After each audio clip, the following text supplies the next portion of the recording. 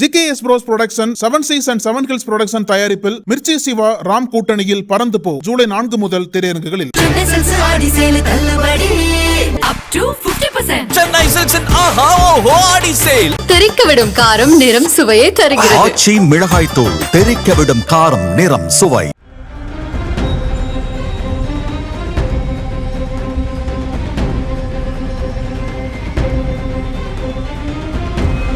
திருப்பூர் மாவட்டம் அவிநாசியில் திருமணமான 78 நாட்களில் வரதட்சணை கொடுமையால் இளம்பெண் ஒருவர் தற்கொலை செய்து கொண்ட சம்பவம் தமிழ்நாட்டையே உலுக்கி உள்ளது.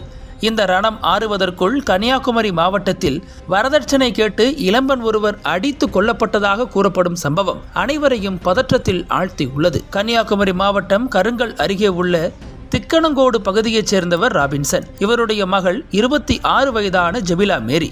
இவர் நர்சிங் படித்து முடித்துள்ள நிலையில் இணையம் புத்தன் துறையைச் சேர்ந்த என்ஜினியரிங் பட்டதாரியான நிதின்ராஜ் என்பவருடன் கடந்த சில ஆண்டுகளுக்கு முன்பு திருமணம் முடித்துள்ளனர். இவர்கள் வெவ்வேறு சமூகத்தைச் சேர்ந்தவர்கள் என்பதால் ஆரம்பத்தில் இவர்களுடைய காதலுக்கு பெற்றோர் எதிர்ப்பு தெரிவித்துள்ளனர். பின்னர் இரு வீட்டு சம்மதத்துடன் கடந்த ஜனவரி மாதம் திருமணம் நடந்துள்ளது. அப்போது பெண் வீட்டார் நிதின்ராஜ் வீட்டிற்கு வரதட்சணையாக 7 லட்சம் ரூபாய் பணம், 50 சவரன் தங்க நகை, 2 லட்சம் மதிப்பிலான சீர்வரிசை, இருசக்கர வாகனம், 50 லட்சம் மதிப்பிலான வீடு உள்ளிட்ட சுமார் 1.5 கோடி ரூபாய் அளவிற்கு வரதட்சணை கொடுத்ததாக கூறப்படுகிறது. இதனிடையே ஜெபிலா மேரியும் நிதின்ராஜும் மேல்மிட்டாலம் அருகே கூண்டுவாஞ்சேரி பகுதியில் வசித்து வந்தனர். திருமணமான சில மாதங்களில் நிதின்ராஜ் சரிவர வேலைக்கு செல்லாமல் இருந்து வந்ததால் கணவன் மனைவி இடையே தகராறு ஏற்பட்டு வந்தது. இந்த சூழலில் கடந்த 4ஆம் தேதி வீட்டில் தனியாக இருந்த ஜெபிலா தூக்கு போட்டு தற்கொலை செய்து கொண்டதாக அவரது பெற்றோருக்கு நிதின்ராஜ் உறவினர்கள் செல்போனில் தகவல் தெரிவித்தனர். இதை கேட்டு அதிர்ச்சியடைந்த பெண் வீட்டார்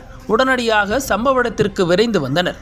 இந்த நிலையில் ஜெபிலாவின் தாய் புஷ்பலதா தனது மகளின் சாவில் சந்தேகம் இருப்பதாகவும் வரதட்சணை கேட்டு கொடுமைப்படுத்தியதாகவும் பரபரப்பு புகார் ஒன்றை அளித்துள்ளார்.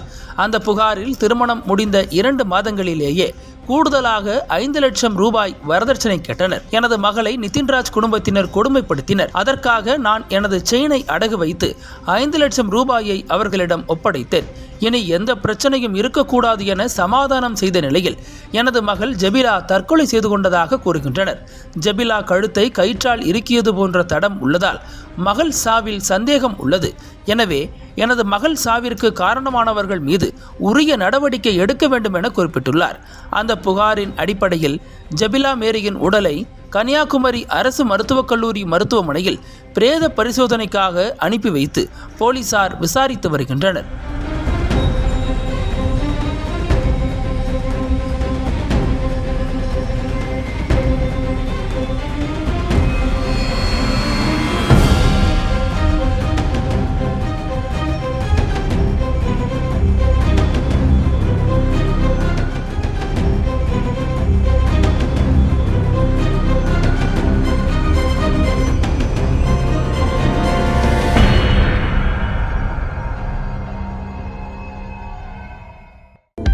அனல் பறக்கும் செய்திகளை அப்டேட் செய்து கொள்ள நக்கீரன் களத்தை இப்பவே சப்ஸ்கிரைப் பண்ணுங்க.